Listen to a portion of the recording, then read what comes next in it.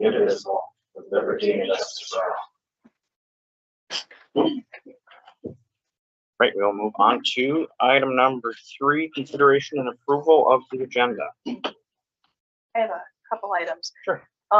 You'll see a request for council action. This needed to get added to the already 7.2. For the ordinance amendment for the emergency protection fire. This was just the request for council action item that needed to go along with that. And then also I'd like to add under new business 9.3 for discussion on low dose hemp sales.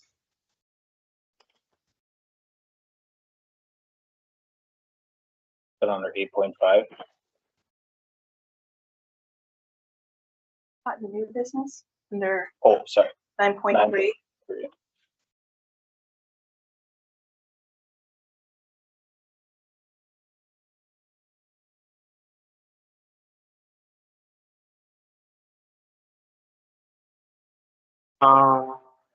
Additions or corrections to the agenda. Would someone like to make a motion to approve? Was Second. motion by Dave, second by Kyle. Any further discussion? Hearing none, all those in favor, please signify by saying aye. Aye. Those opposed, motion carries. All right, next up, we will move on to public forum. This is an opportunity for citizens to present items to the council that are not on the agenda. Each presentation is limited to 3 minutes with a maximum of 15 minutes set aside. If your item needs follow-up from the city, staff will arrange for that. If you'd like to step forward for public forum, please make your way to the podium, state your name, and the council will hear your concerns. I will ask again if anybody would like to step forward for public forum. And I will ask for a third and final time if anybody would like to step forward for public forum. Hearing none, we will move on to item number 5. I don't see a deputy I don't here either. now. Let's put that on the back burner in Sure. case they can hop in here, and then we'll move on to consent items, item number 6 on the agenda.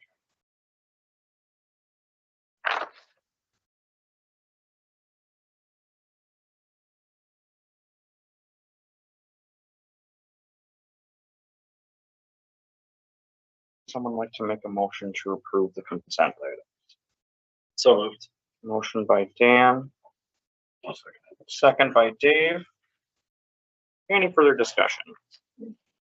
Hearing none, all those in favor, please signify by saying aye. Aye. Those opposed? Motion carries. All right, next we will move on to planning. Item number 7.1, 630 8th Street, or excuse me, 630 8th Avenue Northeast variance request. Good evening. I'm presenting a variance request for 630 8th Avenue Northeast. The proposal is a 28 by 22 detached garage with a small upper level living space containing only a bedroom and a 3/4 bath with no kitchen. So it'll remain as an accessory structure. This lot has both 7th Avenue Northeast on the south and 8th Avenue Northeast on the north, which made determining the front and rear yard classifications a little more challenging. The variances requested relate to placement in the front yard and reduced setbacks, height, and accessory floor area and impervious space.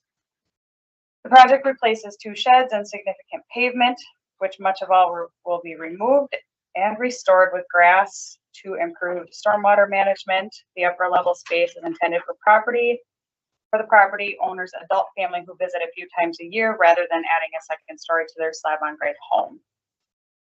Staff with Planning Commission and SCH find the request reasonable given the lot's pavement, topography, floodplain constraints, and the limits on the slab-on-grade home. The structure in the end will match the house, and the variances are the minimum necessary for practical use. And Planning Commission has recommended approval. Sounds pretty straightforward. I'll make a motion that we accept that. What's the? Doesn't have, 2026-2. Yeah, I was gonna say, where's that at? Oh, look at the third line, resolution Oh, there we go. 2026-22. Sorry, I'm Kind of sorry. blends in there with all the numbers. But I make the motion that we pass, resolution 2026-22. All right, I've got a motion from Dave to approve motion 2026-22. Do I hear a second? I'll second. Second by Kyle. Any further discussion? Hearing none, as this is a resolution, we'll proceed with the roll call vote. Dan? Aye. Dave? Aye. Kyle? Aye. I will also vote yes, that motion carries. Thank you. All right, next up, we will move on to item number 7.2, Ordinance Amendment 2026-04, fees for emergency protection fire services.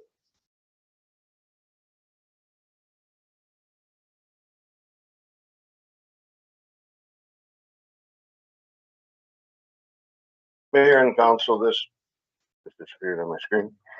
Sorry, this is the resolution that's went through everything as far as getting adopted, changing the ordinance, bringing it back to you to get put into ordinance. It cleans up the language for collections of the billing for the for fire calls. Sorry, and it spells out better with the procedure that we would like to use and we have been using with the collections for fire services, so that what process is matches the ordinance. Good deal. Any other questions for Chief or comments from council? If none, would someone like to make a motion? I'll make a motion to approve 2026-04, resolution 2026-04 ordinance. All right, I've got a motion from Dan to approve 2026-04. Do I hear a second? I'll second. Second by Dave. Any further discussion? Hearing none, this is a resolution. We'll proceed with the roll call vote. Kyle? Aye. Dave? Aye. Dan? Aye. I will also vote yes, that motion carries. All right, next up, we will move on to old business, item number 8.1, S&P Global Rating. This is just an update. We'd already told council about our rating improvement, and this is the backup information Nicole received in the mail to show where we're at. So it's more informative than discussion point, but Very, very exciting. Thank you, everybody, for all your hard work and getting us to where we are today. And again, I'm a finance geek. Like, I just want to point out like how big of a deal this is. Like, this is a huge deal, and it took a ton of work, and it took changing culture. And I don't know. I'm very, very proud of this. This makes me very happy. So good job. It's quite a feat. Right, moving on to 8.2, Voyager Bottle Shop Phase 2 Agreement. this is moving to the next step with the designs.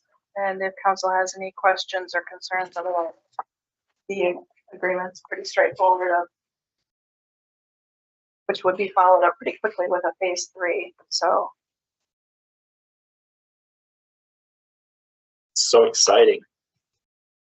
Looks beautiful. The renderings. we got the renderings yesterday, so they were not able to be attached, but You're looking for an action? yes, I'm sorry, that was I'll make the motion that we approve phase 2 agreement. All right, we've got a motion from Kyle to move forward to Phase 2. Do I hear a second? I'll second. Second by Dan.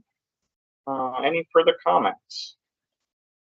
Hearing none, all those in favor, please signify by saying aye. Aye. Those opposed, motion carries. All right, next up, we will move on to 8.3, building official job description.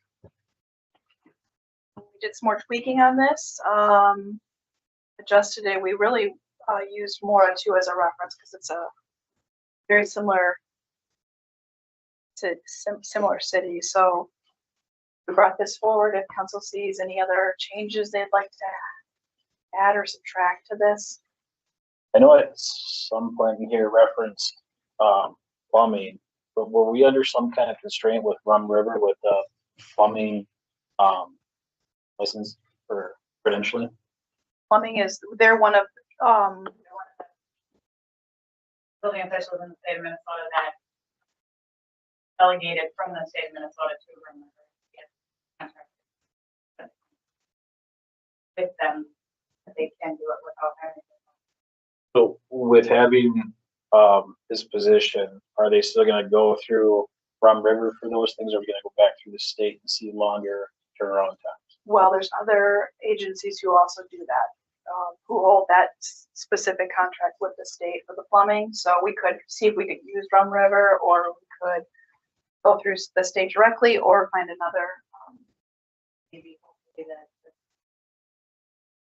the credential. And then this position would be a separate standalone position, or would they report to somebody?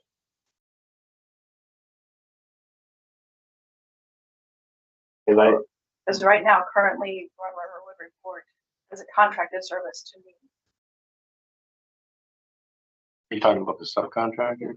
Or what are you talking? It would, is it? Okay, I guess well, this is a position, a created in-house position.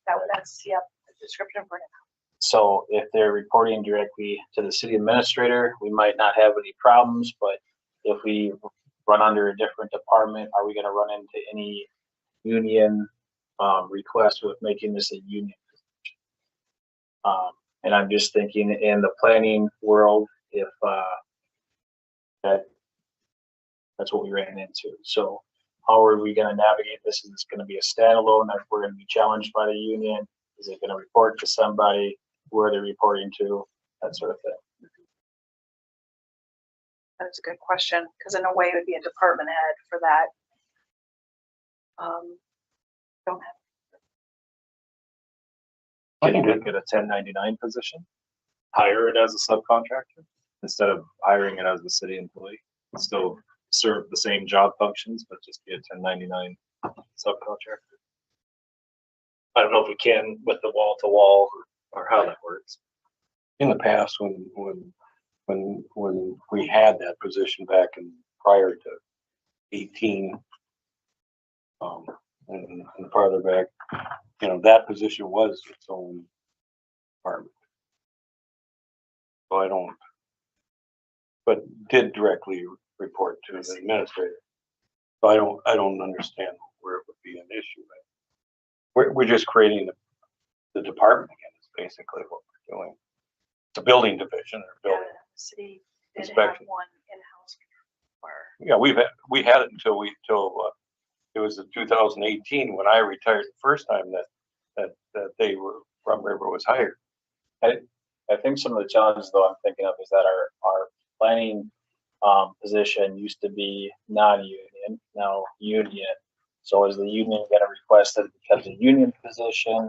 And I know it's a separate topic, but you're starting to get into similar waters where planning and fire and life and the fire chiefs start to kind of overlap in different areas.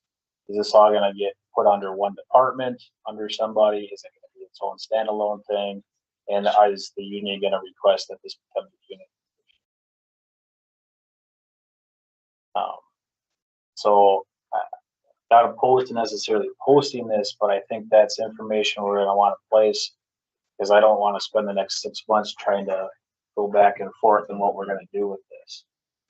I don't recall in the last labor agreement if there was anything in there not about it needing to be a union, but we need to look. Totally agree.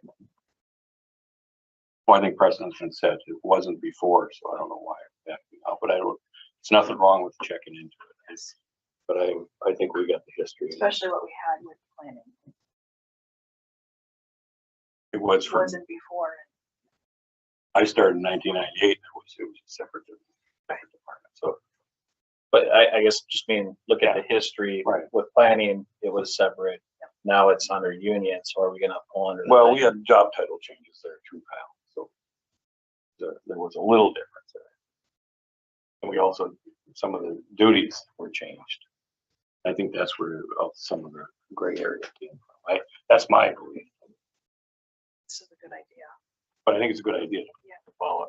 You're right. We are going to have to deal with it at some point if they do challenge it. I would love to do that and bring us back with updates on that. That'd be great. Thank you. Feel like a motion anticipating that, or is that?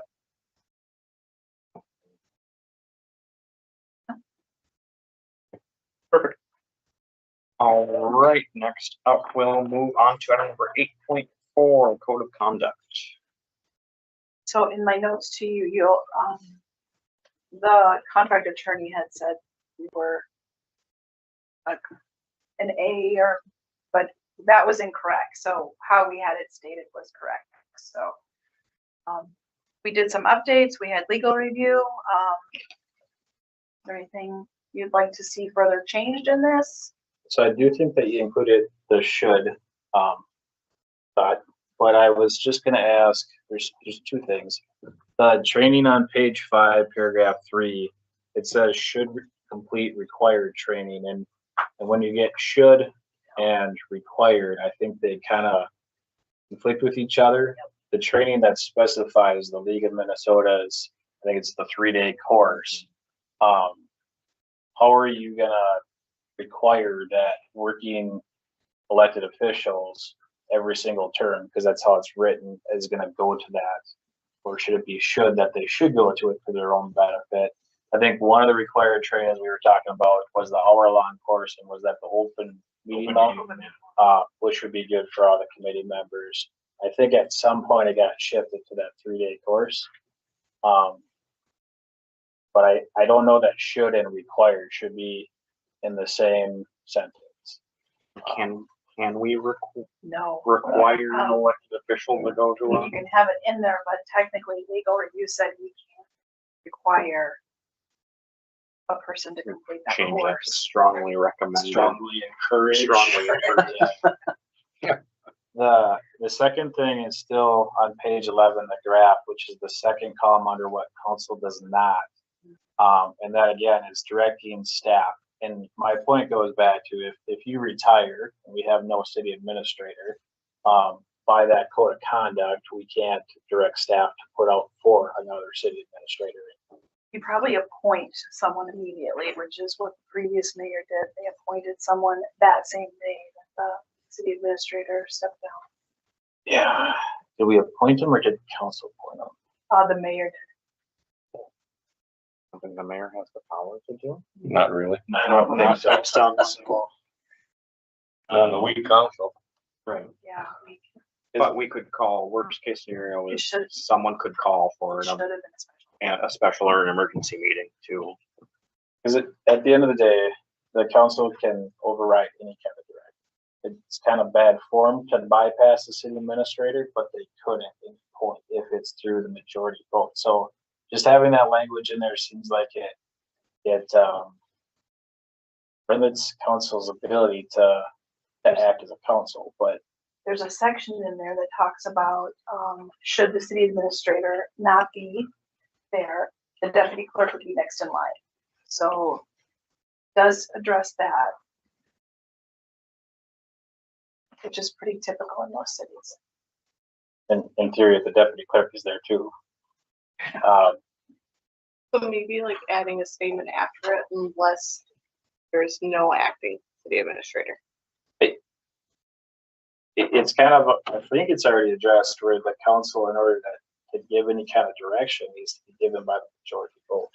I'm not sure if the language needs to be in there at all, or if it just needs to specify if less than a majority can't give direction. Ultimately, if we're bypassing the city administrator at that point, something else is really going wrong, in my thought. But there have been times when department heads have come up and asked us to come up with a recommendation or vote to give them direction, which in my mind would be bypassing you and giving them through a motion and an action on what direction they're supposed to take. But that part just doesn't quite sound right in my head, but that's my opinion.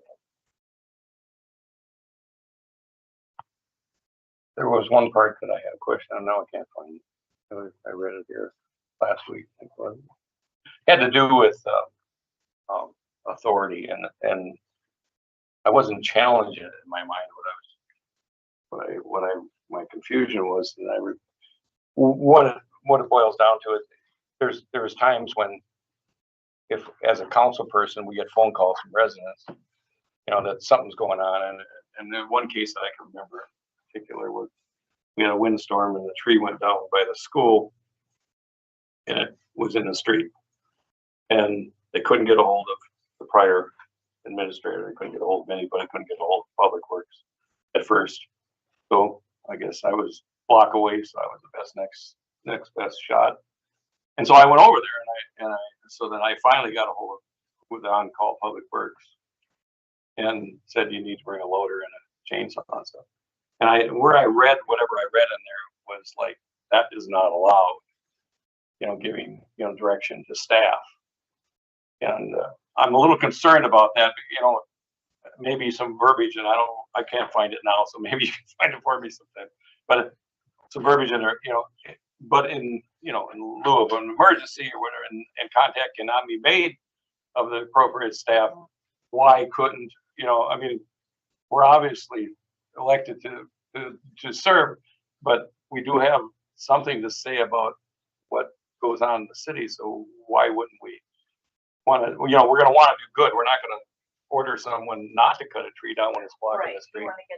We're going to want to get the messaging done. If they can't get a hold of anybody else but us, I wouldn't want to be, my hands be tied, or if I did it, then someone in our staff is real good about working with all of us, and I have been over the years. But I just wouldn't want to get in trouble just because I try to do right.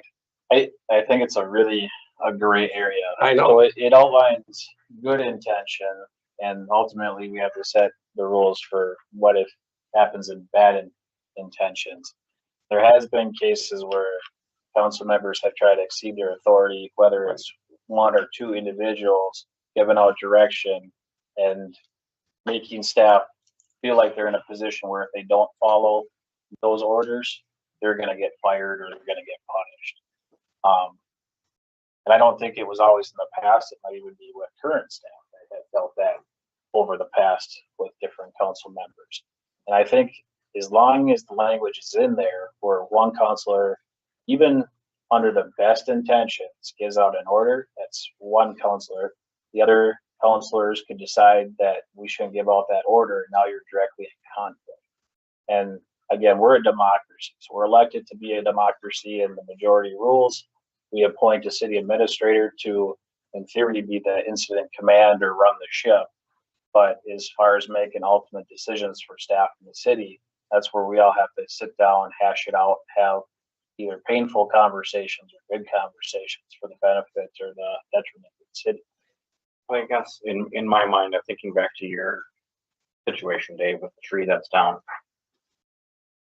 I could even make the argument that you weren't really directing anybody to do anything, because in my mind, it would be Public Works' responsibility to clear the roadway. Right. If there was a I tree just down. wanted to make sure, because I made the phone call and finally got a hold of the shirt of Public Works employee, wasn't the one on call, but. I guess I would also say that I haven't run into a chance or a situation in my tenure that either the administrator or the deputy clerk isn't available, at least by cell phone, to call. You weren't around during the last administration. No, that's That's the problem. So I guess just with that example on the flip side, say the tree has an energized line Yeah. underneath it. You tell them to bring them out to a loader, they pick it up, it energizes the loader, they're electric. Who's liable for that? Well, in this case, it wasn't, but I understand what you're saying. So they might have a process in place to do it in a safer manner, and by contacting them directly without the majority vote to the council, they could be taking on a risk that we haven't been looking at just because we're trying to patch the leak, right? So I do think following procedure is a good thing, and having this language in there where if we're going to make a decision and give a directive, it has to be by the majority, and it has to be in front of the public, where the newspaper and the radio and anybody who wants to attend can see the decisions that we're making. Well, I'm not opposed to this passing. I'll just call Eric next time. You come with your chainsaw, Eric. And then what's nice too is I'll this, buy one first. this I'll will let be you borrow brought mine. before council annually, so so then this will be approved annually at the first meeting in January, so. I This just is brought it up. something we can keep fine tuning to. There might actually be language under state statute 412, I think, that might even address part of this to some extent. Majority and less than majority. Do we want to try to find the correct wording for the box on page 11 to get this close to the finish line?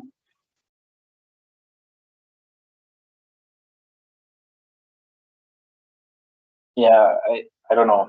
My thought would be either to, I guess my thought would be to add the language that majority vote of the council. That is my thought, but I don't know public discussion with the rest of my council. And that was actually the legal review too, that ultimately the authority lies with you. So I guess like I've never run into trying to think of something here. And again, I worked with this set of staff pretty exclusively at this point. So I've never run into an instance where you didn't pick up your phone if it was in the news, or if you are on vacation that night. And to Mr. Hill's point, looking at the history that we've gone through in the last just couple of years, it's been an up and down roller coaster, not necessarily with you, but with past administrators about who answers, who doesn't answer, and what direction we need to go with it. So this is one of those times I'm agreeing with Mr. Hill that we got to look at the history and make sure that we're not running into that future. Yeah, I do. So do you have that? You want to read that what you have? Can direct city administrator during a regular scheduled council meeting with a majority vote. But then you want the clause, should that not? Sorry, regular council meeting, special meeting. Emergency. Okay, so not just But if we have a down tree and Mr. Hill calls for a special meeting or emergency meeting, so just a council meeting. Yeah, a city council meeting. Okay. Then we're still missing that clause of, should that not be the notice case? quorum meeting. Notice quorum meeting. Noticed quorum meeting?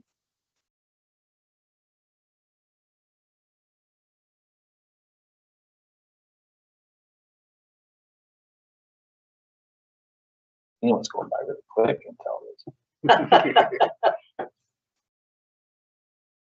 It's faster when I'm on TV.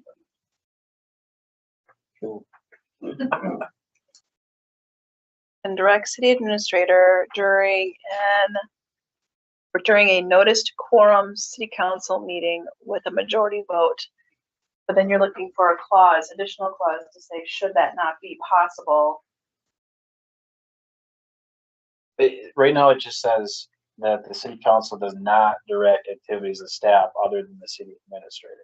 Ultimately, the authority by majority vote of a quorum meeting would be on the council to be able to give out direction. It wouldn't be that one council member could pick up the phone and give out direction.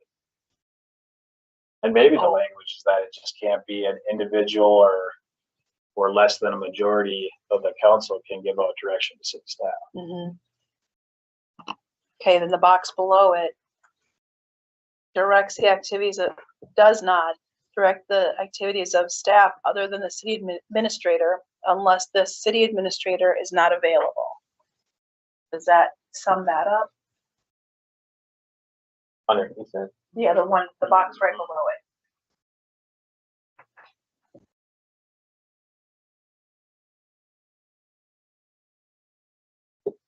Doesn't say anything about the city administrator under the one below it. We just added that. Oh, Would that be So now that's in the top box, right? The top box on the lower right.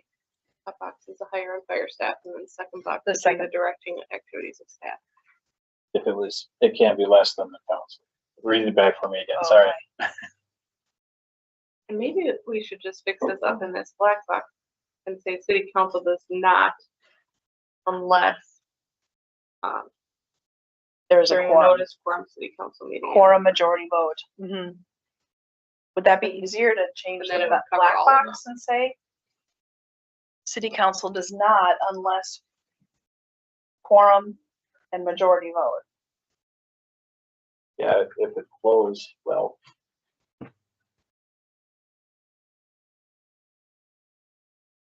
where city council does not if less than a quorum vote.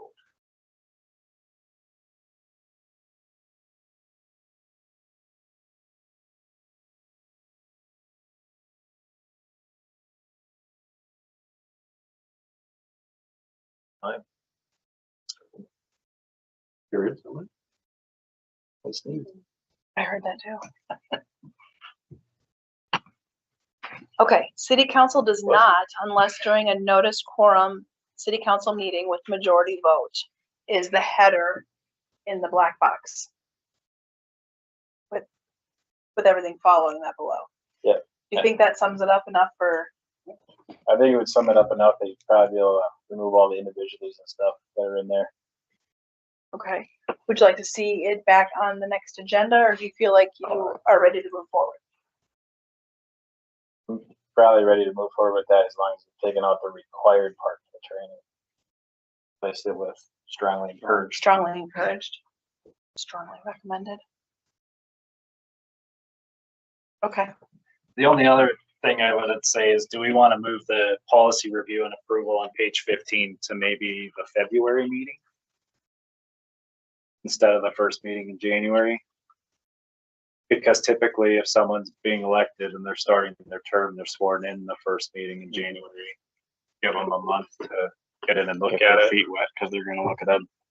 If a new council member comes in and they're looking at their code of conduct, it's not really gonna mean a whole lot to them because they have, unless they've served on a board of government before, they're yeah, not. first meeting in February? Yeah, Yeah, I like that a too. little less drinking from the fire hose that way. Yeah, wow.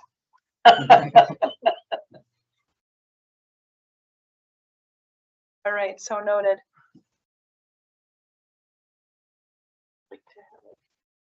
Finalized. Okay, so we'd be comfortable taking this, making sure we have these corrections done and bring it to the next. If council is. One last thing, just jump started my mind. There was a thought in here that current council members or former council members help get new council members up to speed. And I'm just wondering if that's appropriate because the new council member might have been elected to replace the old council member for a reason. And is that the person that you want training in the new council?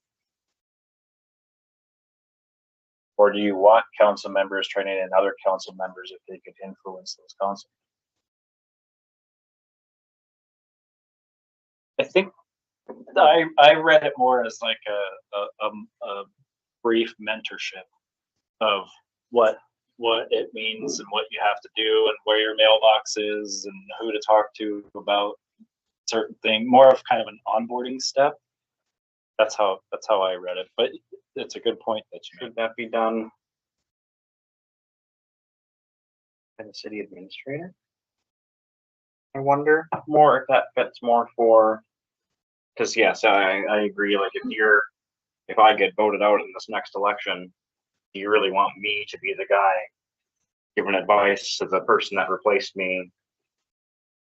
Or was it better for Marcy to go through one day, take a couple hours one day and say, this is, read the mayor's handbook, go through, this is your mailbox, this is how we do things. I mean, at the end of the day, if you're opting to be an elected official, you're signing up to drink from the fire hose. Yeah, right. So, That's the truth. Yeah, as long as I can remember, there's never been any training for anybody. It's kind of like, you go right into the fire there.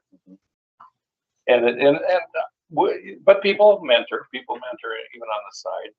But we're restricted on that quite a bit because we can't get together and talk about things, which we shouldn't. But there's always someone will say, well, you'll be saying, well, where's that at? And I'll say, oh, it's right over here. I mean, that's little stuff that doesn't hurt you. But we should have some kind of a welcome pack. Just speaking from my own lived experience, I completely agree with what you're saying about mentorship and people, but somewhere between absolutely nothing and somebody that's leaving, if we can end up somewhere in there for an onboarding for a new council person, I think is important, because nothing is frightening. Plugged in the fire. Well, I think just in all openness, you and I talked quite a bit, when you were talking, who were running stuff, and you were asking me questions. I was very open about, the short time that I had been in, what I experienced. And I just kind of wonder, this might be like a clerk thing. Yeah. Meet with the clerk, go through the mailbox and the Get your basics and email stuff. set up, kind of all Get that. the onboarding packet, ABCs, 1, 2, 3s. Yep, I agree. I just worry that by having it in here, that we might be setting ourselves up to try and unduly influence new council members in the future. Because who's to say that my objectives are the same as Mr. Hill's or the mayor's, Mr. Swanson, so. good point. We will Well, bring this back. Whatever we do, it'll be more than we did. It'll work out. Okay, with council's permission, we will bring this back to the next agenda, hopefully for final review and approval. Perfect. Do we need a motion to table this, or is it?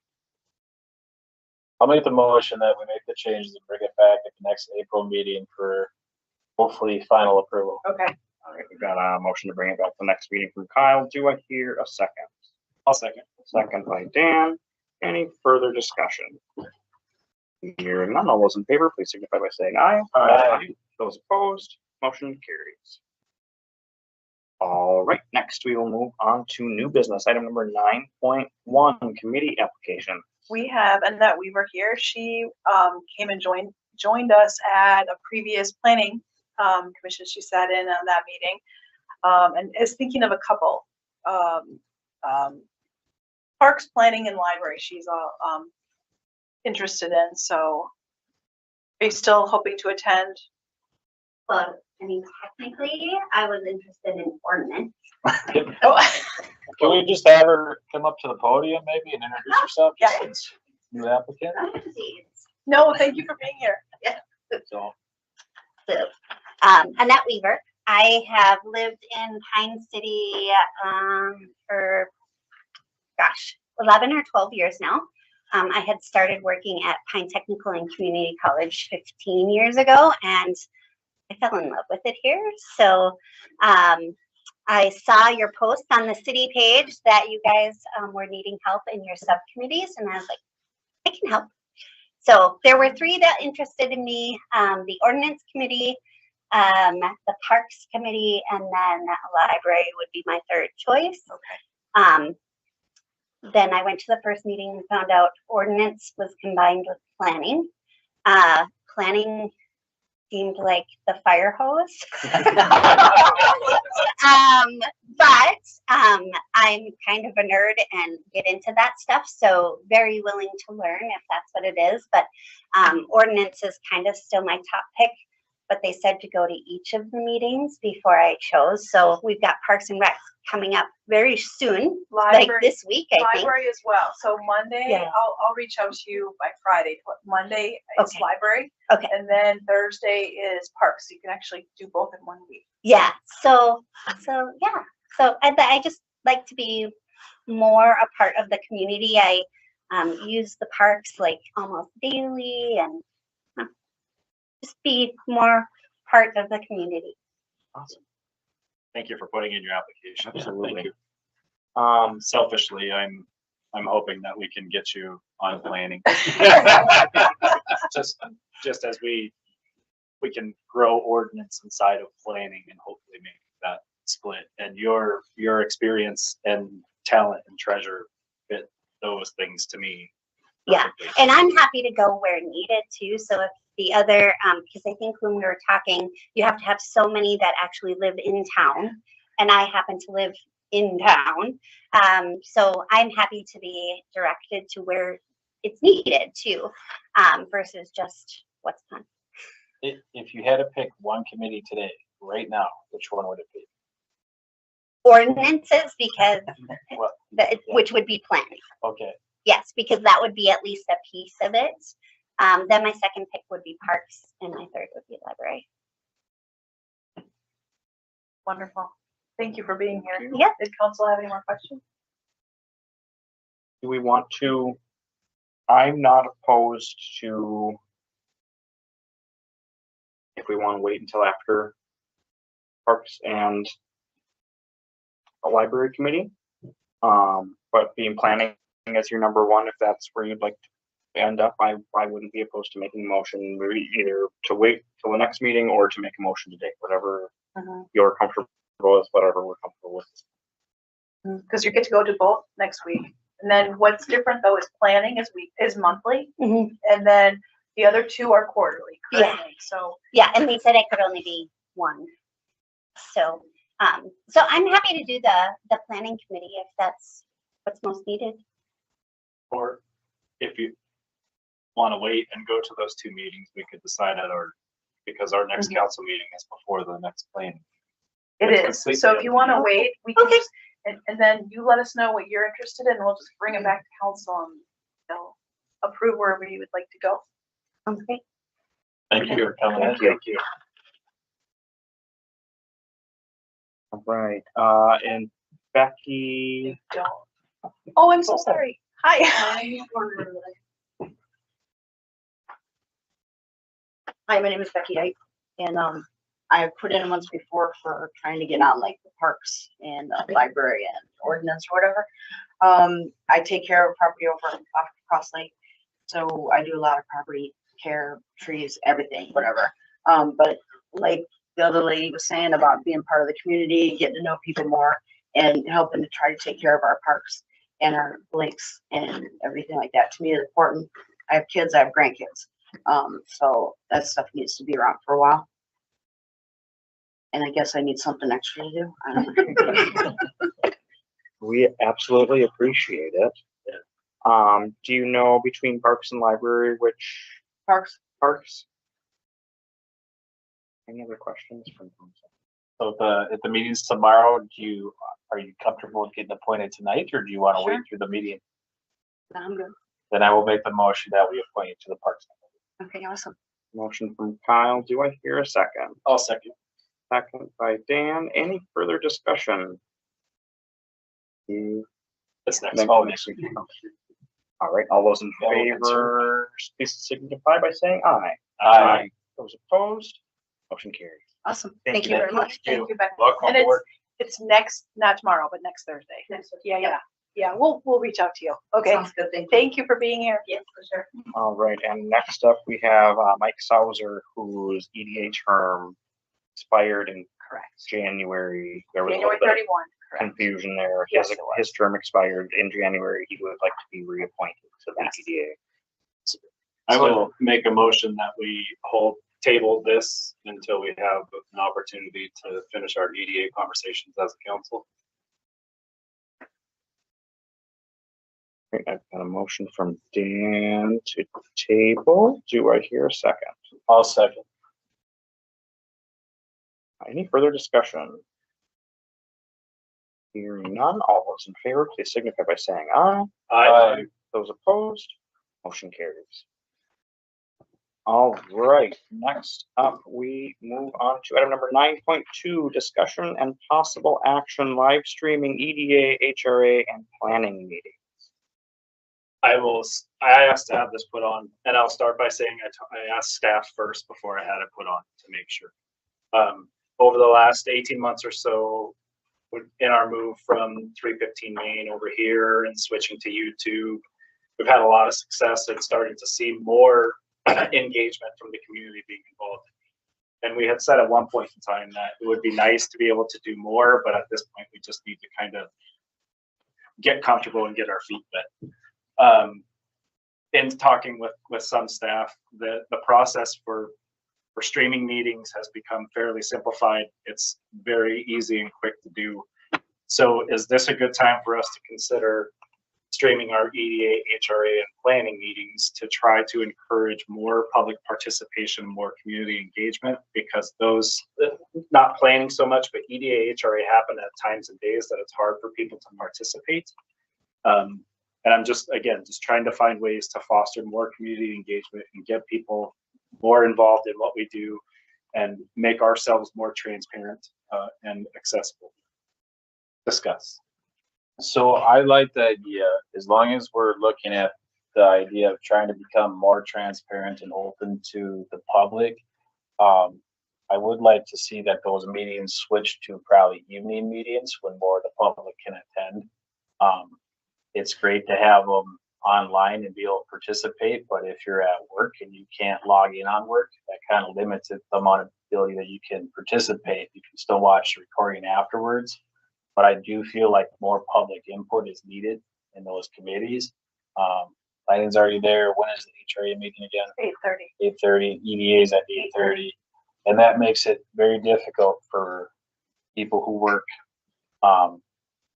that don't have that, flexibility in their job to be at those meetings. I would like to see those here, probably in the near future, switch to evening. You know, the one thing I know with HRA is they set their schedule based on, and that's based on their bylaws. Yep, their Is that bylaws correct? do state the time. So that can be a recommendation that's made.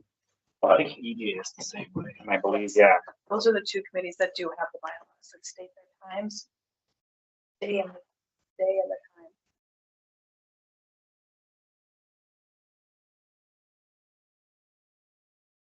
I think a lot of the HRA when I was on it was because the management company, that's when they didn't want to bring people in at night. Yeah. Part of it, I don't, EDA, I think it was just certain people like daytime. We're having the discussions about changing things and maybe trying different things. And I think that needs to be reviewed, especially if we're not having public presentations in the timely fashion. This needs to be open to the public, not open to when it's easy to cover up. So yeah, I'm not opposed to any and all of the above. I guess I would say when possible, all of our committee meetings should be live streamed. If we're gonna go as far as increasing it by these three, I would say it should be everything. If they're all public meetings. I know that throws a wrench in things for Public Works is at the Public Works building, and there's not a TV and a camera In the there. library, we need the library. Then we Sounds like- change the time to. I'm the chairman of Public Works, I'm open to coming here. Which would sounds be, like Public Works might get an upgraded technology. Yeah, so it has a I possibility. know to use this space for Friday, Public Works meeting is when story time is here. And then Monday, for library is when DMV pays to use this room every Monday, so. What did you say was on Friday? Story time. I thought they had the ability out at Public Works to do that. They have the- I would think they have the ability out there. If you have a laptop, you can do it. The internet. I mean, on we that could, building's awful. no, because the librarian attends and she kind of mans her desk.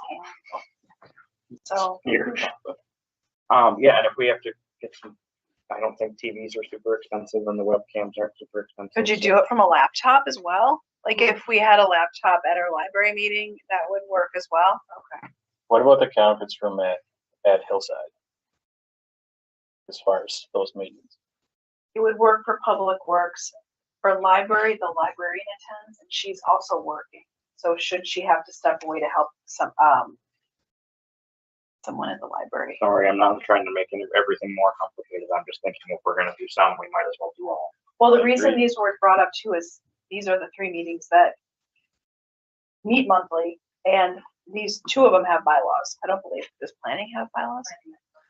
Oh, they have an ordinance. Okay. The other ones are more department meetings versus these 3. What if we packaged it up? We did phase 1, which was getting council to and we're there. And maybe phase 2 is EDA, HRA planning, because those are the monthlies. And maybe we begin working on phase 3 of what can we do and where can we do department head meetings, make those accessible as well. Just a thought. Yeah, I like that. I guess my wheels are spinning in my head. And do we as council have the authority to direct HRA to live stream their meeting? Where do they currently meet? Here. City building. And I'm not opposed to it at all. I'm just trying to No, if they're gonna argue transparency, then this would be a really good way to build that bridge.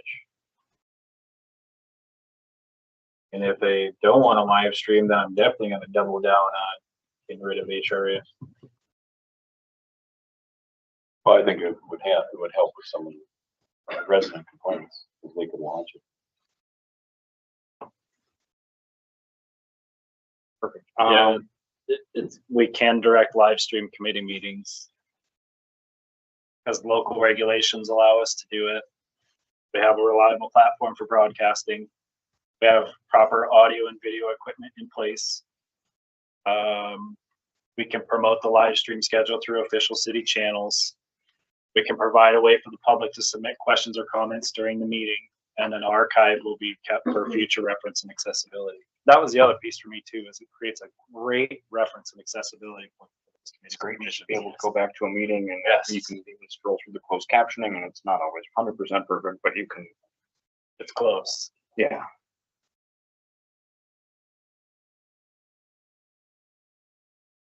But we're real good in Rochester, I'll say that.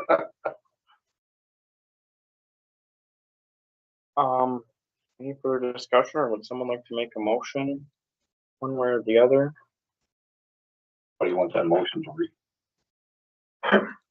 I make a motion that starting as soon as possible, because the next meeting may be too quickly, that EDA, HRA, and planning are now going to be live streamed.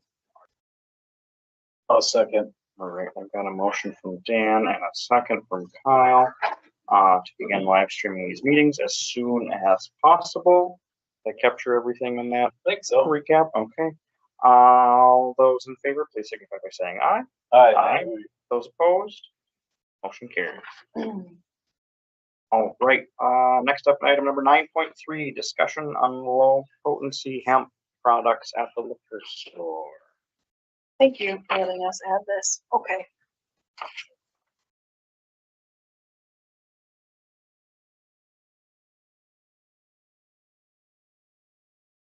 Evening. Oh, So today is the very first day of the new licensing cycle. So all this came about so quickly because yesterday was the last day of licensing for people who applied for the low dose hemp edibles back in October of 2025. So they had a little over 2,000, I think 2,500 people apply. As of the 20th of March, they still had like 700 and some that were out there, hadn't been denied or hadn't been approved or whatever. Now they're down to 400 and some. But all of the communications, maybe I'll start at the, I wrote some stuff down and you guys got it as well, but just kind of go backtrack and say how all this whole process has happened.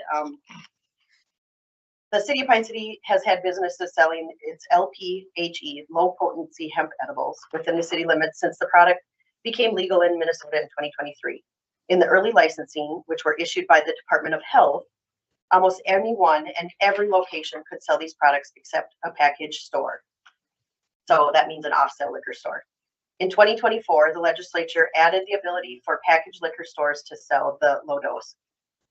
Then in 2025, OCM, which is the Office of Cannabis Management, updated the licensing process, and all businesses who wanted to continue to sell had to reapply by October 31st, 2025. Those who applied last October have either now have a pending application, been issued a new license, or denied a license. Then one of the other major changes in the low dose retail business was that anyone selling had to be 21 years of age, as well as those who were making the purchase. In the beginning, you could have had a young child selling the products. For instance, one of our retail partners went to his local dry cleaners, and the granddaughter of the owner was at the counter and asked him if he wanted to buy any gummies. So good that they changed it. You have to be 21 to sell. In the current local government licensing registration process and ordinances that OCM recommended for local authority, the city decided to give the local authority to the county. During the initial drafting of the ordinances, the city was involved with the county discussions and recommendations for the ordinances, basically on the times of day it can be sold, it's no earlier than 9 o'clock in the morning, no later than 10 p.m. at night. You know, OCM kind of gave us some guidelines about distances and things like that. And most of those guidances were given to us when the adult use cannabis came into effect. So there really wasn't any guidance before when it was just low dose. Do we want to? So the county is going to be talking about their ordinance on a meeting, or at their meeting on April 7th, 2026. As there is an unlimited number of businesses who can apply to the OCM for retail licenses, it may be in the city's interest to see the businesses that would be allowed to sell low dose be narrowed to align with the current beliefs of the controlled sales of regulated products. So back in 2006, the city, along with the Pine County Sheriff's Office, conducted compliance checks with our local businesses selling 3-2 products. So these are malt beverages. Back then it was like the Bartles and James wine coolers that were really malt beverages. There was like other 3-2 beers that were being sold as well. Those businesses that had licenses at the time were Pomida, Holiday, and Super America. At the time, 2 of those businesses failed the compliance check and ultimately sold to a minor. Due to these failed compliance checks, the city had many discussions about access to our youth. In addition to the possible loss of jobs for people under 18, we're a small city, and some jobs our youth are under 18 that they can obtain are at locations such as C-stores, grocery stores, and big box stores. The law states that someone 18 or older must make the sale. This makes those sales require a manager or owners to step away from what they're doing and complete the sale. So say you have a 16-year-old who is working at your C-store. Maybe it's a mom and pop store, and you have 2 employees on, the owner and your 16-year-old employee. If somebody comes in, or somebody would have come in to buy a 3-2 beverage, the 16-year-old obviously cannot make that sale. So then the owner or the manager or someone would have to come in. What happens if that owner or manager is at the bank or running errands and the 16-year-old is the only one there? These products often come in open 4- and 6-packs that are easily able to be switched, the bottles to the 4- or 6-pack, into pop. So the other problem that we were finding out from talking to the Holiday and the SA was people would come in and they take a 6-pack out of the cooler, and then they take a 6-pack of what used to be like Shasta Pop and things like that would come in a 6-pack, and they would swap the bottles. So the actual cardboard container that had the pop in it now had beer in it, but it would go through the register and be sold. Then we also discussed that the peer pressure for a youth, which they may receive while working at these establishments and being pressured into selling to their friends. Again, you have a 16-year-old girl working at a C-store and some 18-year-old football player comes in that she has a crush on. Are they going to be able to say no? So we put them in a particular situation. Ultimately, the city council voted on March 1st of 2006 to eliminate the issuance of off-sale 3-2 malt beverages in Pine City. The city has been without 3-2 malt beverages in C-stores or big box stores for the past 20 years. And our community has been able to continue to purchase those products at the liquor store and local bars. Again, the LPHE, which is the low potency hemp edibles, they're also a controlled product. And there may be some strong feelings about where they should be sold as well. Again, leaning heavily on control and youth access.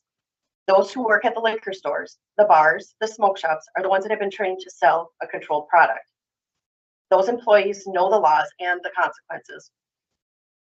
Anyone who sells tobacco, liquor, wine, or beer items must be 18 years to sell, 21 to buy. Anyone who sells the low potency edibles must be 21 to sell, as well as 21 to buy. Therefore, it makes sense to only allow the LPHE, low dose, products to be sold in bars, liquor stores, and smoke shops. So today, because today was the transition day, we did reach out to some of the people that had been selling these products prior with the license that was under the health department. I did reach out to a couple of them a couple weeks ago because the OCM has a list of people who have been approved and the date they have been approved. And there were some on there that I knew had been selling in the past that hadn't been on there yet. So I reached out to them, asking them if they had any questions, if they had gotten any information, because when we started the application process at the beginning of October, it took us weeks to get through all of the questions and answer them the way that OCM wanted them answered. Otherwise, you'd get a thing back saying, can you please fix this section? And then we'd send something back. And a couple of them were unaware that, yes, they had applied, but were unaware that there could be other emails coming back and forth. So suggested to them, check your junk mail, check your spam, see what's going on. A couple of them told me that they had decided not to continue to sell them and they did not reapply, and they weren't currently selling them either. So here we are today, and we have 4 that had been selling prior that we thought were still selling as of today. One of those people was one of the businesses was one that I had reached out to. He did look in his junk mail. He was denied.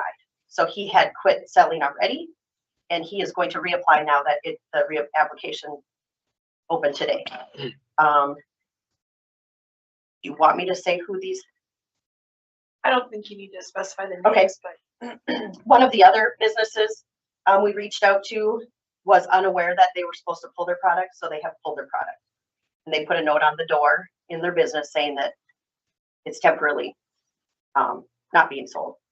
Tabitha reached out to one of the other restaurants and they had decided to quit selling it completely as well and didn't plan to reapply. And we have one other one that was not very happy. Says she's not going to stop selling, but she does not have a current license. So as of today, I got 2 different things from OCM today, one this morning and then one this evening. And this evening still says that applicants must not manufacture, sell, or import any LPHE products until they receive a license. And in order to receive a license, you have to get your license from OCM, and then you have to register your license with, right now we have them registering with the county. So until that happens, those particular businesses are not selling legally. I have a couple questions. Sure. This raises up, OCM issues the license, the county, you file with the county, so why isn't OCM or the county doing the enforcement here? Why is the city getting involved to do the enforcement? The second part about I have with this is that you said you reached out to these businesses. You are the manager of the liquor store. What kind of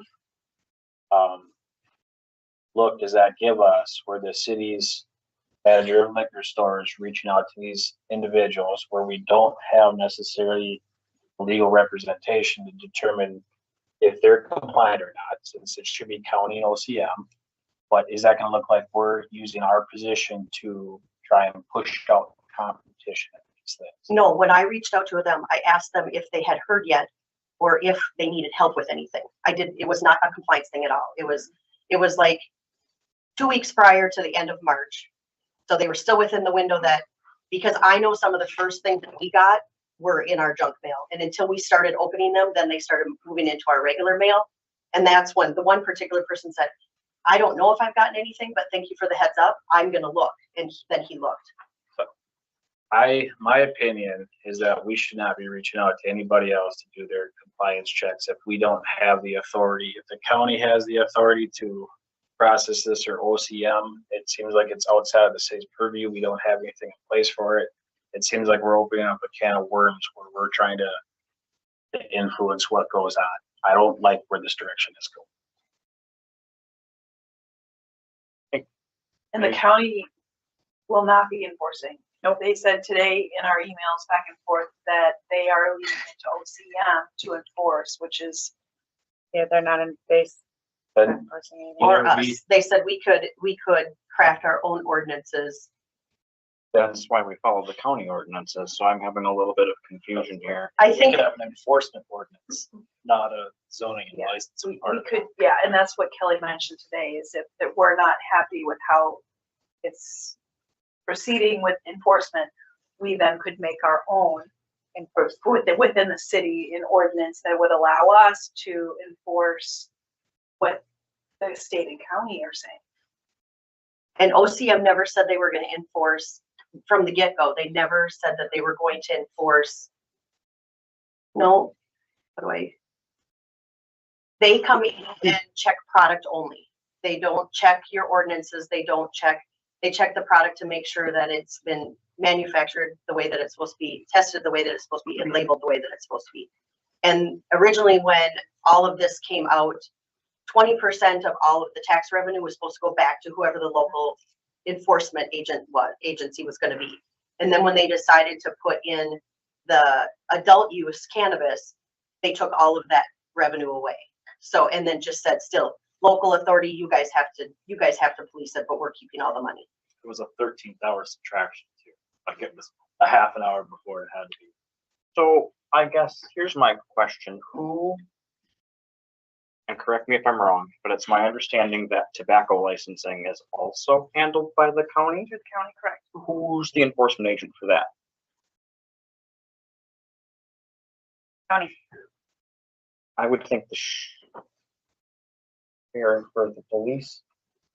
I guess that's my, Yeah. because that's what I'm comparing the low potency edibles to is cigarettes. And I think it's a little unfortunate that they threw, I understand why they did it, but I think it's a little unfortunate that they threw the caveat in there that you can be 18 and serve alcohol, sell cigarettes, yada, yada, yada, but you must be 21 to sell low potency edibles or a low potency edible drink. So that is, in my mind, the state's already kind of shooting themselves in the foot with that, but that's above and beyond us, and that's not the our. liquor side of things though, for our local bars. The county does do the tobacco, we do the enforcement on the liquor. And we have an ordinance in place to enforce that, correct? Correct. But we don't currently have it in place for the low grade edibles. Right. Correct. Right, we have nothing for that. And so I don't even think that we should be really talking about it, reaching out to them until the ordinance is. So. So I is that think we're something- trying to gauge if you're interested in having an ordinance for this, or should we go to the county meeting on the 7th and ask them to Force them to. put in some of the caveats that have worked here. My opinion is that the county should be enforcing this. There's nothing to say that even if we enforce it and it's only sold in our liquor store or our bars or the tobacco shop in town, that the people that work there couldn't be influenced. They're probably gonna be influenced less than if they were 16 and might run into circumstances you ran into. But there's still people that are over 21 that make bad decisions, that decide to sell to minors or people that shouldn't have it. So we're never going to be 100% immune to that unless we come up with an AI solution or something that dispenses it out that way.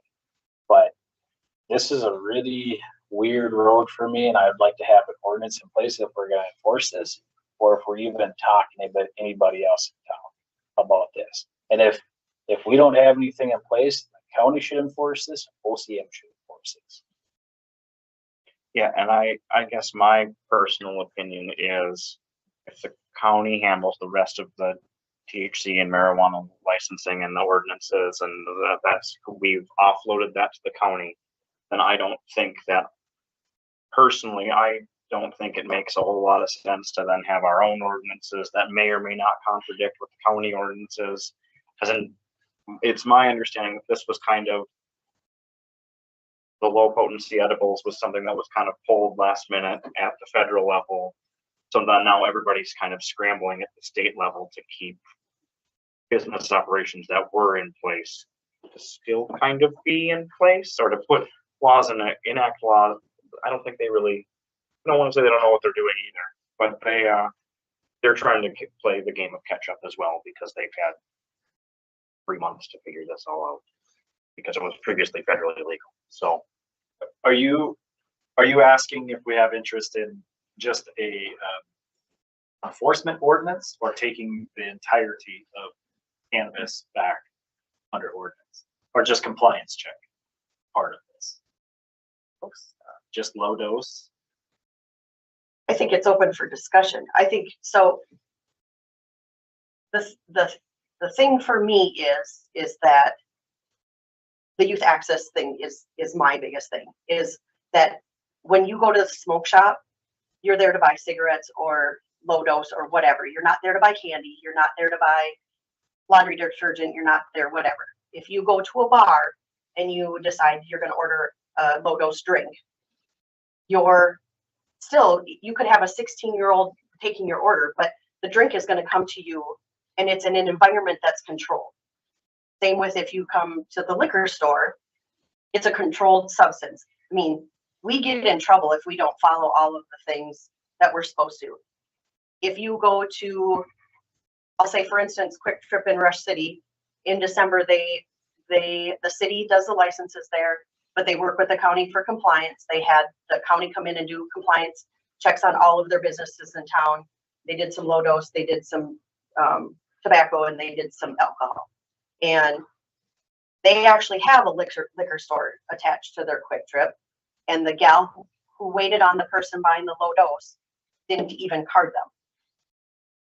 So it wasn't even in the Quick Trip, like the main part of the store. So just trying to get those safeguards into place, because again, I mean, I have pictures of our Quick Trip. The door of the low dose is the very last door right before you go to the bathrooms. They sell them in singles. So same as the moving the bottles into different containers. You can grab a single, you can put it in your pocket, you can walk to the bathroom, you can drink it, and you can leave and nobody knows better. But is that It's a control away Is- from is that- access of kids. our responsibility though, or is that Quick Trip's responsibility? Because in my mind, it's the same. I'm going to go back to cigarettes again. But cigarettes are behind the counter. If you say we had 3-2, say like I'm, we're kind of in the wild west here, but at the end of the day, is it not Quick Trip's responsibility if they're selling a product illegally to a minor? That's a bigger issue. Like, am I making sense? Is my thought being complete here? That's a Quick Trip responsibility. If they're not following their rules and regulations on IDing and selling to minors, is that a city responsibility? To me, that's a sheriff's department responsibility because they're breaking the law. And I think part of the point that Laura's trying to point at is there's not really a whole lot to stop them from just grabbing something and putting in their pocket or their backpack. Now, on the flip side, there's nothing to really just stop a minor from opening up the liquor store door, running in, grabbing a bottle, and running down the street. Is all your employees going to be able to get behind the counter, away from behind the counter, and chase them down the street? So it's not 100% foolproof every time, right? I agree with Mayor Bombard that this is on Quick Trip or the establishment that has it in place to regulate this. If they are not doing a good job, they get in serious trouble. But this is not something that we have ordinances in place to regulate. We're not set up to regulate it. It should be a county thing. They should get some young-looking deputies in there to do a sting to see if they can make purchases. That would be my thought. I guess I'm not opposed to city staff. You guys have spent years now at this point in time with the whole cannabis situation. I'm not opposed to you meeting with the county and airing your concerns at the county level. And I believe they've been fairly receptive up until this point. So I think that's in my mind, a great place to start before we all of a sudden start writing a bunch of ordinances and trying to reinvent the wheel if that's something that's already happening just north of town. Would be my personal opinion. But And I feel like there isn't a wheel invented right now. So we have to kind of invent a wheel that allows us to police our community. What is your liquor organization that you belong to? So liquor store organization that you belong to? MMDA. MMDA. Mhm. Is there any thoughts from them? Have you got any direction from what is anybody else experiencing? Yeah, very much so. And there's a lot of other stores that are concerned about that it's just anywhere and everywhere because it's not even, there's not a certain amount of licenses that OCM can do. And OCM is thinking about everything up here and they're just pushing everything else that's like at the local level or all of those concerns on somebody else. which is to me, is very frustrating because they're not giving good guidance. They're not, I don't know. But I think that, I mean, we worked very hard to have 3-2 be discontinued because we did see that kids were getting 3-2 beer at the time, whether it was wine coolers or whatever. And that is nothing compared to what low dose is. It's brand new. People don't know. I've had adult employees go and buy low dose when it first came out from somebody else who didn't educate them and bought one that didn't like take effect until 45 to 60 minutes. And when it didn't take effect in 15 minutes, they took more, and then it was still not in effect. And then they took more, and guess what? Now 6 hours later, they can't peel themselves off the couch. Do we want that to happen to our youth? Do we? And all the cans look just like an energy drink, or look just like, they said when they first came out, they're not supposed to be geared towards kids. The gummies can't be in shapes. It just has to be a square or, like a gumdrop looking thing. But the cans are all very colorful. They're all very colorful. So it's concerning. As a parent, to me, it's concerning. And my kids are of age. But I mean, I think about, there's just lots of different things And I think that make me concerned. I should be clear here. I'm not trying to dispute any sort of concerns and things like that. I just also, I know I've got friends that have kids that are in high school and that are not 21, and the number of kids that are vaping these days, and that's something that they should also not be able to get. That's a controlled substance. So I hate to sound like the person that say I don't think we're ever going to completely stop everything, because there's going to be those folks that will provide for them. I don't have a whole lot of great and fantastic answers for you. But I think we need to have some conversations with the folks that wrote the rest of our ordinances first before we dive in head first at this point in time.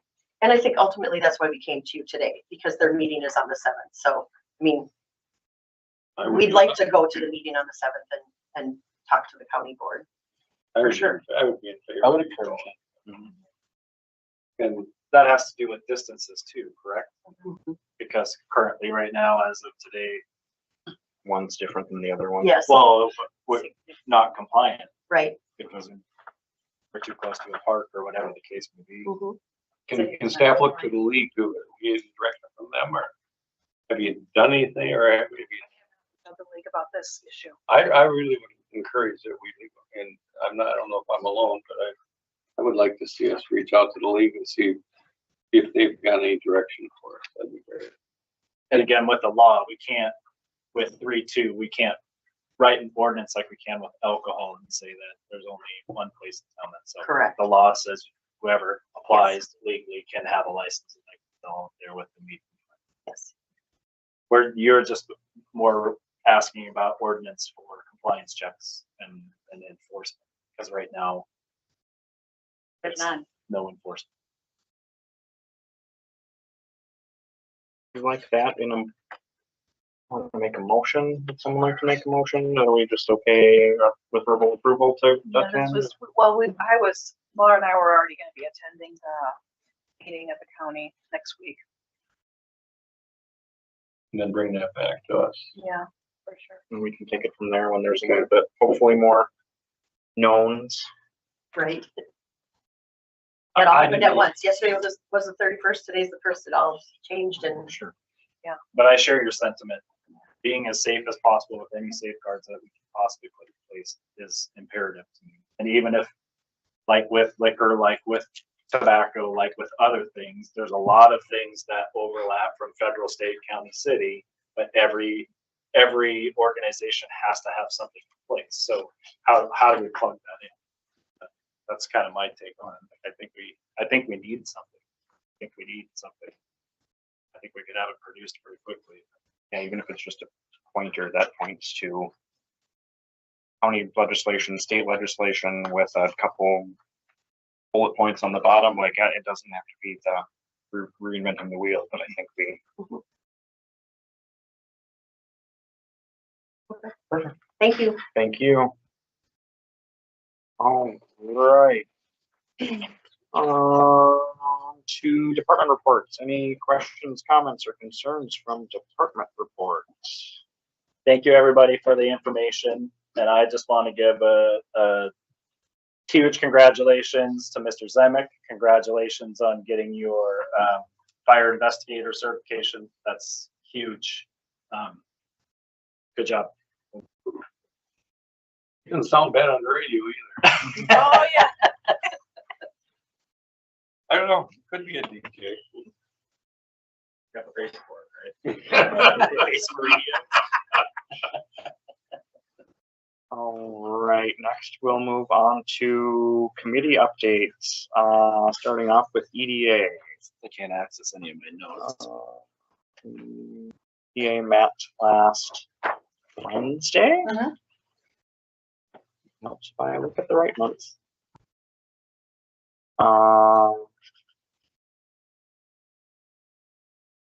I know there was discussion around, we have election of officers was the first thing that we did. There was some discussion around creating some sort of either grant or loan program for the event that we're not able to have traffic continuing on the 61 bridge during construction, and that impacts local businesses. So that was an idea to have some sort of backup plan that the EDA could manage for loss in revenue for those downtown businesses or those businesses that could prove that they were affected by it. There was discussion around. Could I just back up? Yeah. I just thought about it when the bridge up by the dam was being redone. They asked about route and traffic for farm traffic through town. Is that going to be communicated that that bridge might not be able to handle large scale farm equipment when that work is being We'll done? have to, Boy, you'd hope so. Because there's not really a lot of room to turn around. you're not going to put a tractor and a hay bine on one lane of traffic. So that's, yeah, I think that is important that we,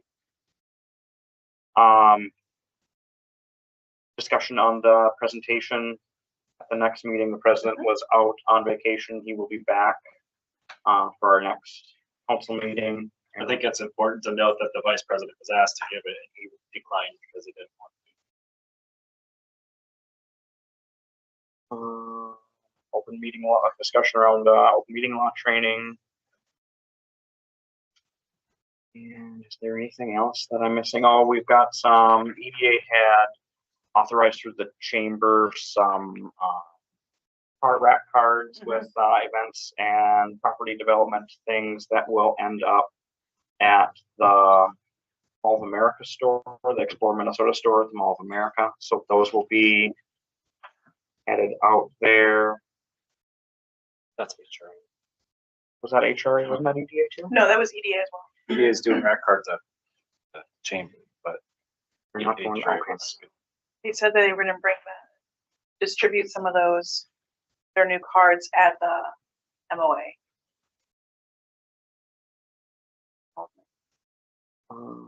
There was a review of the small city development program loans, with the exception, I think, of one that was a couple days late. Everything is on the up and up there. And I think that's all I have for EDA, unless you have something else, Dan. We discussed the Orvis property again for a little bit too, trying to figure out the way forward with that. Right, and on the planning commission was also last Wednesday. We talked about it, planning was. We had 2 public hearings, one on 830 or 630 8th Avenue Northeast and one on the fire ordinance change. There was no participation there. We spent quite a bit of time talking about the variance request for 630 8th Avenue Northeast. The people that had put it in were here. It was nice to be able to share information with them. We talked about mobile food ordinance because there isn't one that is in place currently. Well, there is, but it needs to be Need some love. Yeah, needs some love. Same with the special events ordinance. We talked about a couple of the big ones that we still kind of keep working our way through is the shoreland zoning ordinance and the nuisance ordinance review. Shoreland, we looked at a couple different 3-4 cities that have different ones. Just trying to find a way for people in our community to be able to do more with their property based on everybody basically is in the shoreland ordinance. If you're on the east side of the railroad tracks, right? So Yeah, it essentially comes up to the east side of the tracks. It's 1,000 feet off of the lake shore. Yep. But it's only 300 feet from the river shore. So though I can see the river from my house, I'm not in the shoreland district, but somebody that's right across the railroad tracks is in the shoreland district. So it's just trying to find the middle ground that makes. and looking at Tabitha had requested some information from the DNR and they sent back that a good, it seems that a good portion of cities follow the state shoreland ordinance, pretty, not specifically, but pretty close. There was one that was provided that was kind of outside of that. So it's great to have that to look at as well. But just again, how can we make people that own property be able to do things with their property? That makes sense or practical. The nuisance ordinance, we continue to work our way through that as well. And then we got a couple coming up in the future that we're going to look at: floodplains, wetlands, plant unit alternatives, and landscaping and screening. Those are deemed to be important because we're just about to get into construction season and where these things will all start to take hold in a lot of construction projects. So, right. I don't think I have anything else for planning. Any questions, comments, or concerns about library, parks, or public works agenda? You have anything for library? I put that together with the help of the interim librarian. So we just kind of merged some ideas together. Pretty simple. The only question I had on libraries, did we get the drinking fountain taken care of? No. Why can't we just? They want the bottle Oh, filler. well, we get some quotes on that, bring it to the council. I think it's important. Is that our responsibility or is that the library's It responsibility? would be ours. Oh, because sorry, it's we're part the of building owner. The old one leaks, Yeah. right? Or it did leak.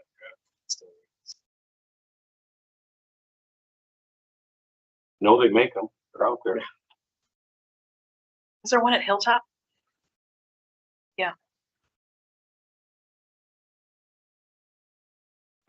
Anything for parks?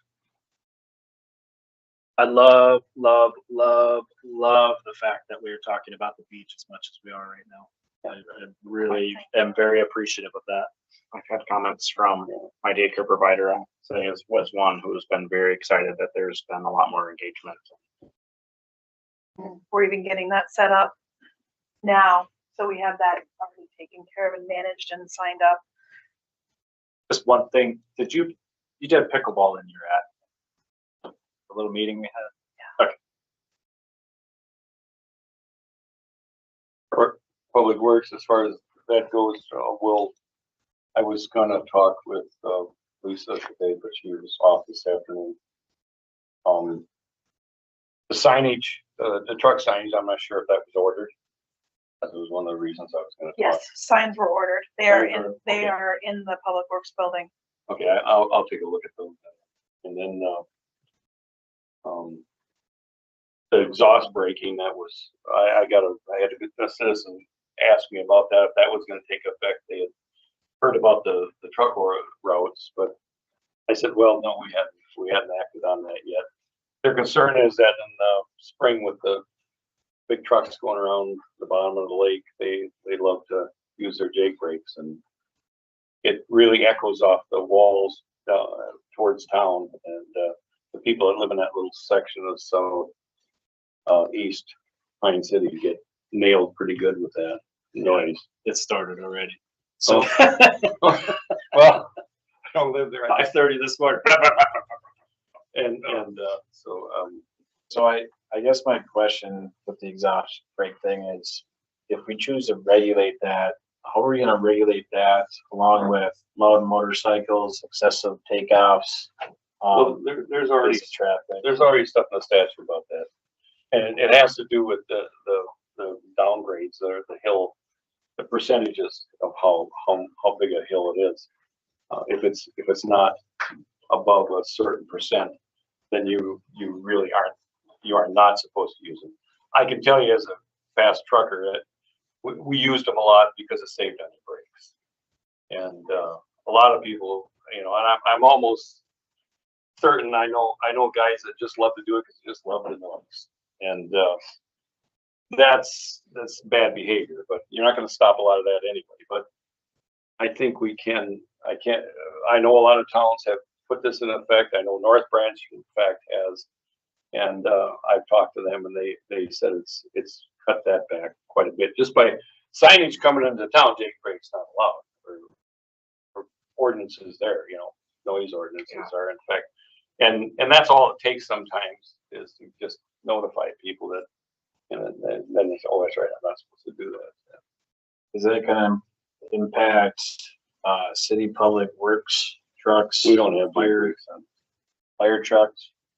Do we have Jake brakes on our fire trucks? I don't think so. Do we? On which one? Huh? On which one? Exhaust or Jake's are Yeah. 28, 32. Okay, the bigger one. I forgot the tankers. Yeah.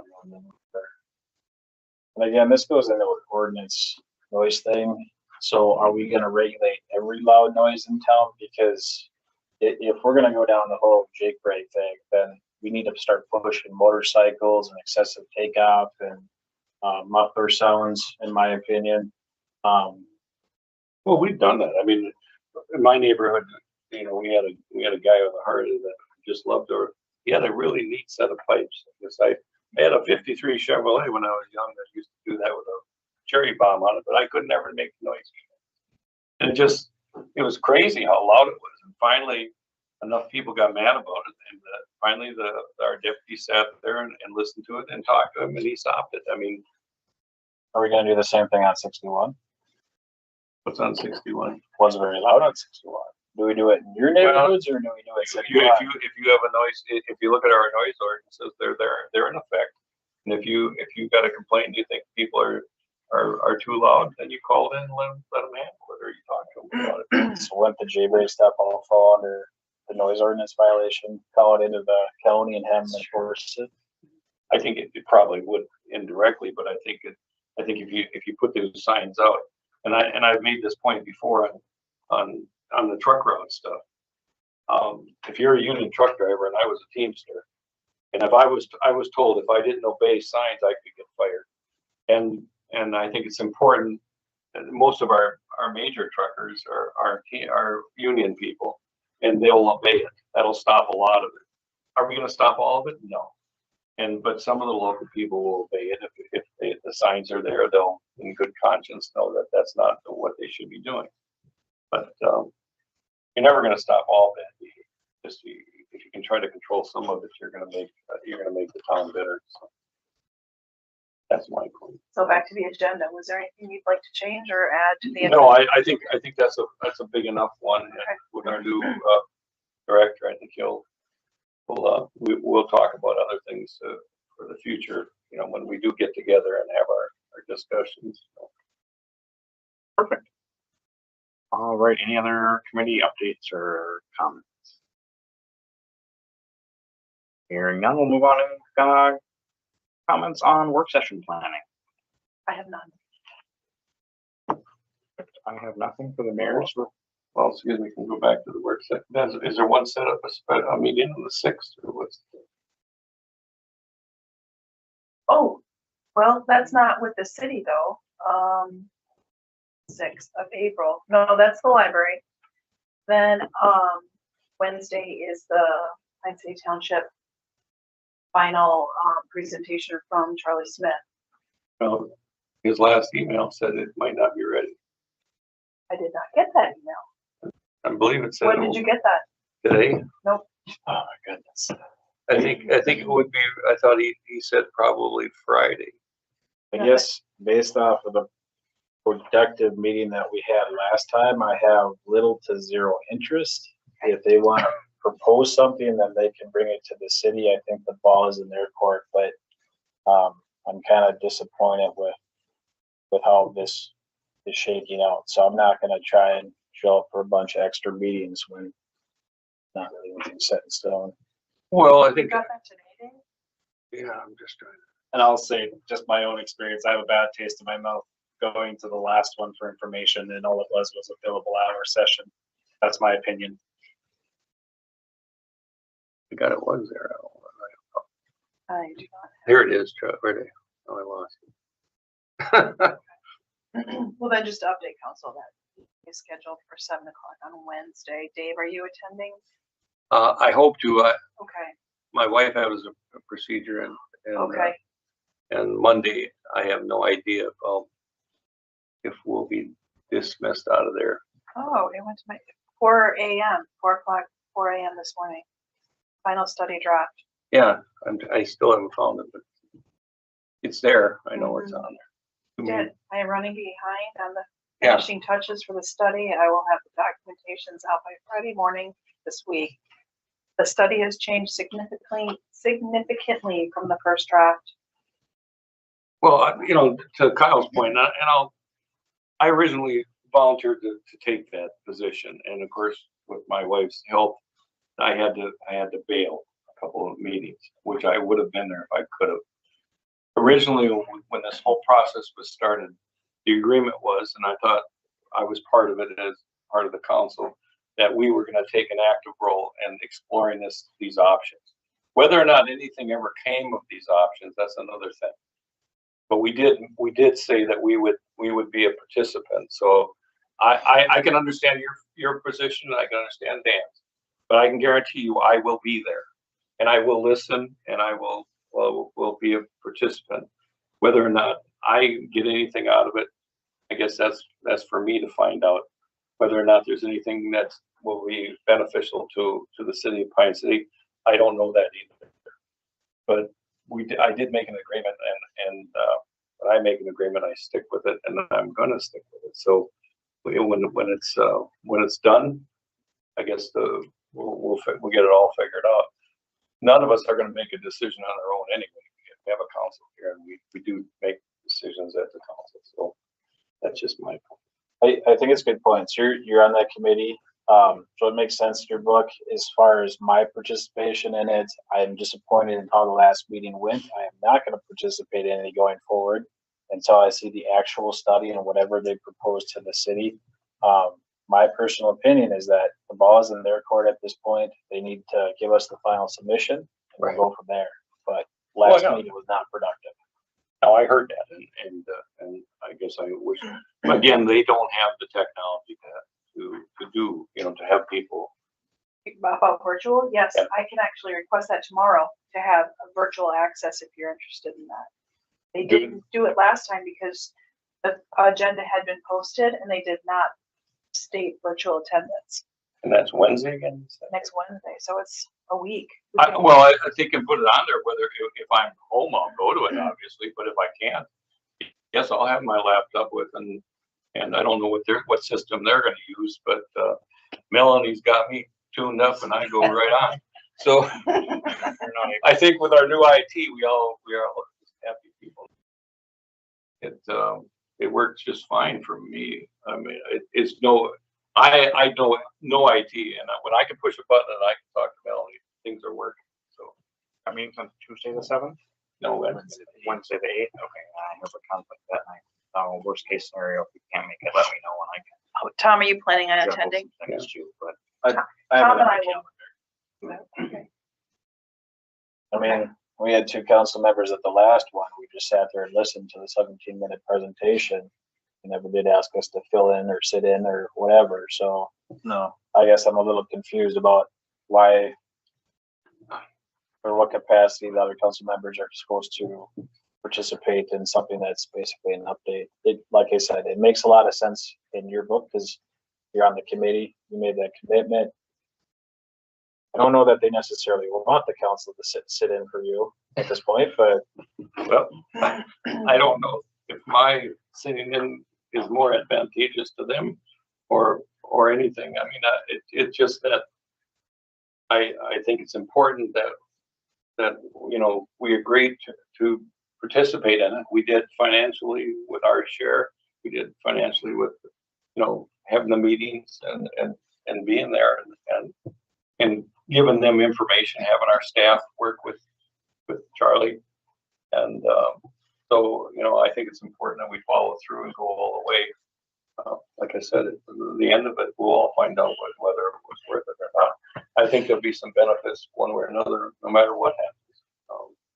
Because you always can learn from research, and I think we're gonna maybe learn something. Perfect. All right, anything else on work session plan?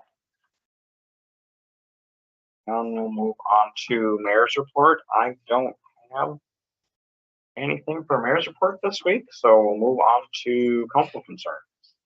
I have one quick personal council concern.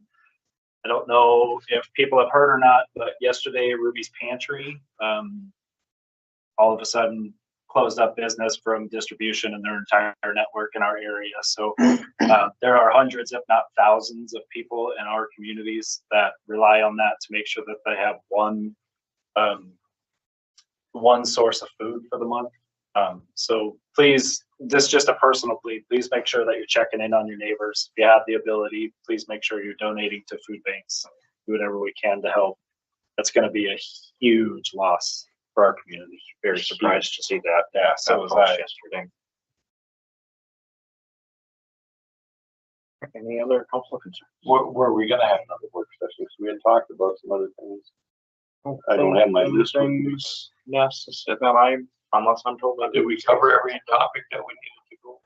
I'm sure not every. I forgot my note. I didn't have my notes. They're all packed up for Rochester, but from what I recall, I thought that we wanted to wait until we got closer to reviewing the budget because some of the items fell in line with the budget. I know one of the work sessions was to specifically outline the budget itself and start those conversations in what, May or June, I think. Yeah. okay, I guess I couldn't remember what we had said. The other things going on. I can't get into my notes. I think we got the goals for the departments. Were we bringing anything back from there for work session that we had? We had an outline from each department head about kind of long-term goals. I think we were gonna review that like what, September, August?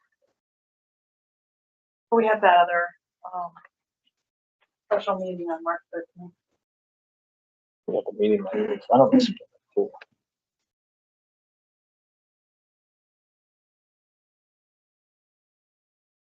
I'm working on a couple of things, but I don't have any notes to bring back anything to a work session in the near future. Okay, fine. I don't think any of us are looking for more meetings, but No, I'm good. I was gonna say, I think you're good. Perfect. All right. Any other council concerns? Hearing none, would someone like to make a motion to adjourn? So moved. Motion by Kyle. Do I hear a second? I'll second. Second by Dan. Any further discussion? Hearing none, all those in favor, please signify by saying aye. Aye. Those opposed, motion carries. Thank you, everybody. I don't even know how to. It felt weird not to have the roll call. But Thanks for having me. nice.